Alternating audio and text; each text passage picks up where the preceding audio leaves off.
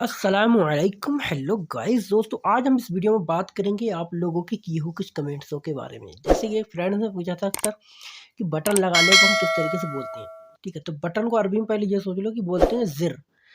जिर बोलते हैं, ठीक है। जिर नहीं बोलना है, जा करके बोलना है, जिर। ठीक है, जिर का मतलब बटन होता है। लगाने की बात करोगे तो वहाँ पे हत्थों का इस्तेमाल कर सकते हो, ठीक है। वैसे हत्थों का मतलब रखना भी होता है, ठीक है। अगर कहीं बोलना है कि यहाँ गेट पे रखना है तो बोलोगे हत्तो इंदल बाब, ठीक है। हत्थों का तो रखना भी होता है। और लगाने की बात करोगे तो यहाँ पर रक्किब का इस्तेमाल नहीं करोगे, ठीक है। रक्किब ज़िर, आप चाहो तो रक्किब का इस्तेमाल कर सकते हो, ठीक है, कोई मुश्किल नहीं है। रक्किब ज़िर भी बोल सकते हो, लेकिन हत्थों का इस्तेमाल सही रहेगा, ठीक है। हत्तो ज़िर या रक्किब ज़िर भी बोल सकते हो, मुश्किल नहीं है, ठीक है। हत्थों का मतलब रखना और ज़िर का मतलब बटन, ठीक है। और ज़िर जो होता है वो दूसरा मतलब ज़िर का वो बटन, जो बटन होता है उसको, जो हमारा स्विच होता है ना, बिजली का स्विच वगैरह होता है या किसी दूसरी चीज़ का स्विच होता है, किसी चीज़ में स्विच हो जिसका मतलब बटन होता है, कहते हैं स्विच ऑफ करो, स्विच ऑन करो। टीवी का हो सकता है, फ्रिज का हो सकता है, या फिर किसी बोर्ड का हो सकता है। किसी भी चीज़ का मतलब स्विच हो सकता है, तो उसे भी ज़िर बोला जाता है, ठीक है।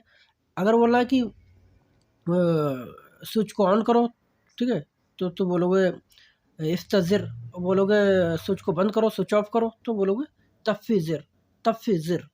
ठीक है, तफ़्फ़ी का मतलब बंद करना होता है, ठीक है। तफ़्फ़ी तफ़्फ़ी का बंद करना होता है, लेकिन तफ़्फ़ी का इस्तेमाल सिर्फ वहीं पर होता है जहाँ पे कोई इलेक्ट्रिक चीज़ होती है, जिसमें करंट वगैरह होता है, उसके स्विच को तफ़्फ़ी बोल सकते हो। बंद करने को तफ़्फ़ी बोल सकते हो। वैसे बंद करने को शक्कर बोलते हैं, ठीक है। जैसे कि शक्कर बाब, गेट बंद करो, तो वहाँ पे शक्कर का इस्तेमाल करोगे, ना कि तफ़्फ़ी का। तफ़्फ़ी का वहीं पर इस्तेमाल करोगे जहाँ पर किसी लाइट वगैरह से रिलेटेड चीज़ होती है। फ्रिज है, या किसी कार का इंजन इंजन चल रहा है, या फिर किसी चीज़ में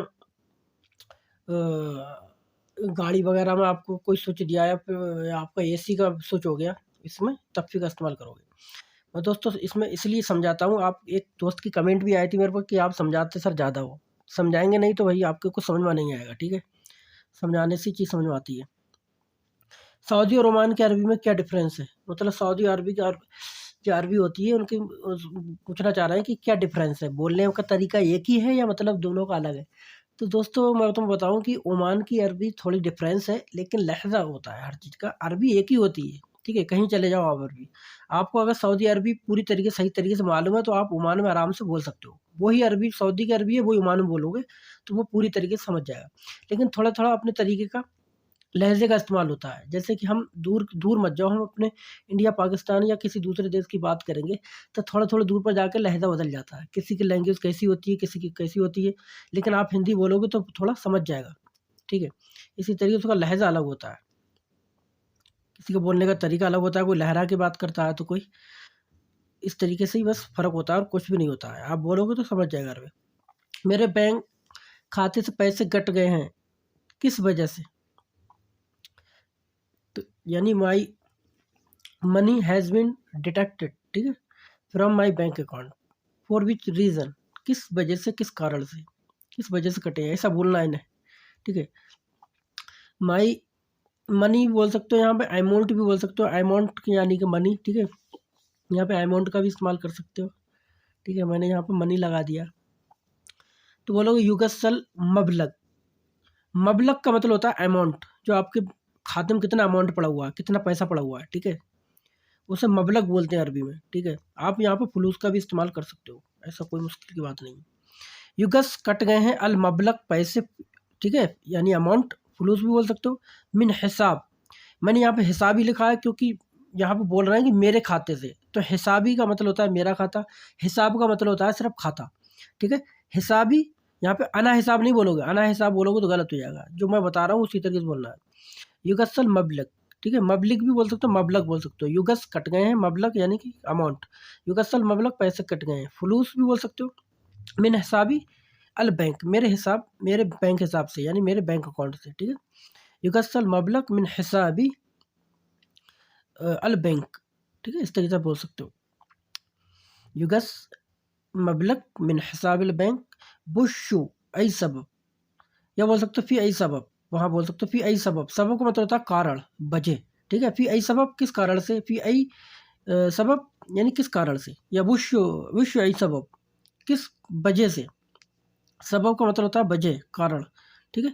बोशु का मतलब, बोशु आई यानी किस, आई का मतलब होता है किस, सबब मतलब कारण, किस कारण से, ठीक है। कह रहे हैं किसी शब्द में लाल लग जाने पर क्या होता है, जैसे कि हादल, या फिर चा लग जाने पर क्या होता है। देखो, लाल लगने के दो मायने होते हैं, जैसे कि आपने बताया कि हादल, हादा, हादा, ला का मतलब जो लास्ट में ला लगता है ना, अल लगता है, अल का कोई मायना नहीं होता है। जैसे इंग्लिश में द होता है ना, the wire, the water, the fridge, the cycle, तो दा का कोई मायना नहीं होता, वो सिर्फ लगाया जाता है। इसी तरीके से ला का भी कोई मायना नहीं होता है, ठीक है। हैदल सैयारा, ठीक है, हैदल साइकिल, हैदल तल्लाजा, हैदल सल्लाज, हैदल मुकैयफ, ठीक है। तो ला जो लगता है लास्ट में, उसका कोई मतलब नहीं होता है, लेकिन एक दूसरा ला होता है, उसका मतलब होता है। जैसे कि लिल, लिल, लाग में एक ला और बढ़ जाता है, लिल सैयारा यानी कार के लिए, लिल मोया पानी के लिए, लिल सल्लाजा फ्रिज के लिए। तो लिल का मतलब लिए होता है, जब कहीं पर लिल लग जाता है उसका मतलब लिए हो जाता है। लिल चाय चाय के लिए, लिल फलूस पैसों के लिए, ठीक है, इस तरीके से। और चा का मायना चा जो होता है वो सऊदी में इस्तेमाल नहीं होता है, ठीक है। चा जो शायद मेरा कुवैत में शायद होता है इस्तेमाल, या बहरीन में होता है। चा का मतलब जैसे, चा का मतलब जैसे हिंदी में यहाँ सऊदी में चाकू का बोला जाता है, और वहाँ बहरीन और कुवैत में शायद चा बोला जाता है। जैसे यहाँ बोलते हैं कम फलूस, तो वहाँ बोलते हैं चम फलूस, ठीक है। यहाँ बोलते हैं चाय, तो वहाँ यहाँ बोलते हैं शाय, तो वहाँ बोलते हैं चाय, ठीक है। यही यही फ़र्क होता है, कोई फ़र्क नहीं है। कह रहे हैं कि अबद का मतलब क्या होता है, अबद का मतलब होता है नेबर, मैंने कभी नहीं, मैंने ये काम कभी नहीं किया है, ठीक है, मैं वहाँ कभी नहीं गया हूँ, मैं ऐसा कभी नहीं करता हूँ। तो I have never gone there, मैं वहाँ कभी नहीं गया हूँ, तो बोलोगे अना मा रहत इला हुनाक अबद, ठीक है। अना मा रहत का मतलब होता है मैं नहीं गया हूँ, इला का मतलब इला हुनाक यानी वहाँ पर, अबद का मतलब कभी नहीं, ठीक है। अना का मतलब मैं, मा रहत नहीं गया हूँ, इला का मतलब होता है को या तक, दोनों में इस्तेमाल होता है इला का मतलब, ठीक है। लेकिन जब सेंटेंस बोलते हैं तो उसमें इसे मिला के पढ़ दिया जाता है। अना मैं रहत मैं नहीं गया हूँ, इला हुनाक वहाँ पर, अबद यानी कभी भी नहीं, ठीक है।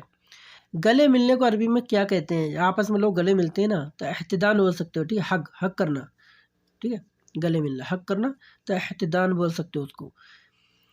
किसी की तारीफ करने को कैसे कहें, किसी की तारीफ करना है आपको, तो यार तारीफ करने को क्या बोलोगे, यही तो बोलोगे माशाअल्लाह, वल्लाह हदा मुमताज जिद्दन, हलू नफर, अंत अखलाक आलिया। तो मतलब किसी की तारीफ करना है तो क्या करोगे, एक आदमी सामने है तो बोलो माशाअल्लाह अंत कोइस, वल्लाह अंत मुमताज जिद्दन, अंत हलू नफर, अंत अखलाक आलिया। इस तरीके से बोल सकते हो उससे, सामने वाले से, यही तारीफ है, और उसमें कुछ खास ज़्यादा बढ़ा के भी आप बोल सकते हो।